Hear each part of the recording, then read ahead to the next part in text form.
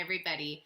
I'm excited to be here today to read the next chapter of A Boy Called Bat. We left off with Bat being really excited that he was getting to help feed the skunk Kit and making a silent promise to himself that he was going to try and keep the skunk even though his mom is planning on sending it to an animal shelter, right, or the animal rescue.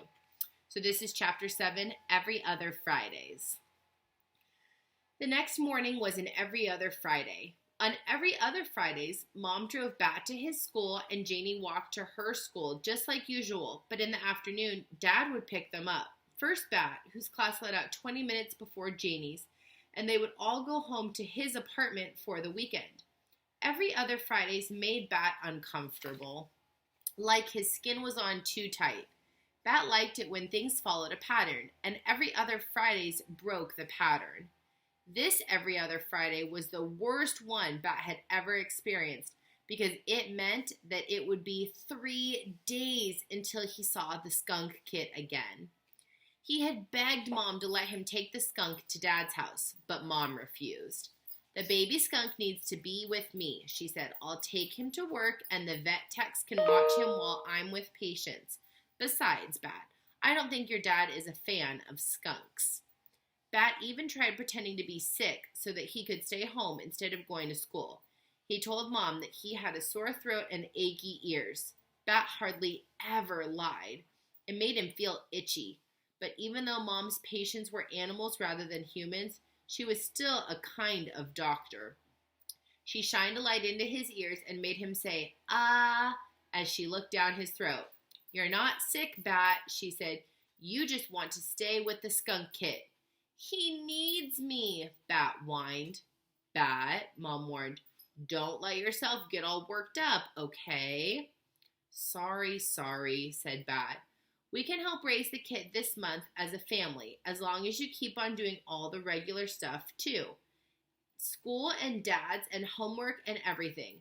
If the skunk Kit is too big of a distraction, then I can get Lawrence to take him home in the evenings." Lawrence was Bat's favorite vet tech at Mom's clinic. He could juggle 5 juggling clubs, and even though he had enormous hands, big enough to hold all 5 clubs at once, he was gentle. He had the deepest voice Bat had ever heard, deep like space. But no matter how much Bat liked Lawrence, there was no way he was going to let him take the Kit home after work. "My throat feels better," he said, "much better." Mom and Janie and Bat all left the house together. Mom locked the door behind them. She kissed Janie and said, "Look both ways. Have a fun weekend." "Okay, Mom," Janie said. "See you on Monday." Bat climbed into the back seat of the car and fastened his seatbelt. He liked to sit in the middle seat because someone had once told him that it was the safest seat in the whole car. That was one of the things he didn't like about Every Other Fridays. His dad's car, a fast little yellow convertible, didn't have a middle back seat. It just had 2 side back seats with a hump in between. Mom placed the box with the skunk Kit on the front passenger seat. Then she started the car and backed down the driveway. It wasn't a long drive to Bat's school. The distance from their house to his school was exactly 2.3 miles. Bat knew this because he liked his mother to push the button on the dashboard each morning, the one that reset the trip meter.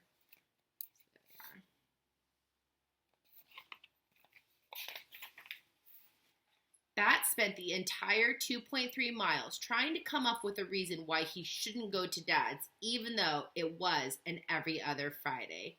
A reason that wouldn't make his mom give the Kit to Lawrence, but he couldn't think of anything. They arrived at his school. "You'll take care of the Kit?" Bat asked Mom. "Honey," Mom said, "I'm a veterinarian. Taking care of animals is my job. I promise."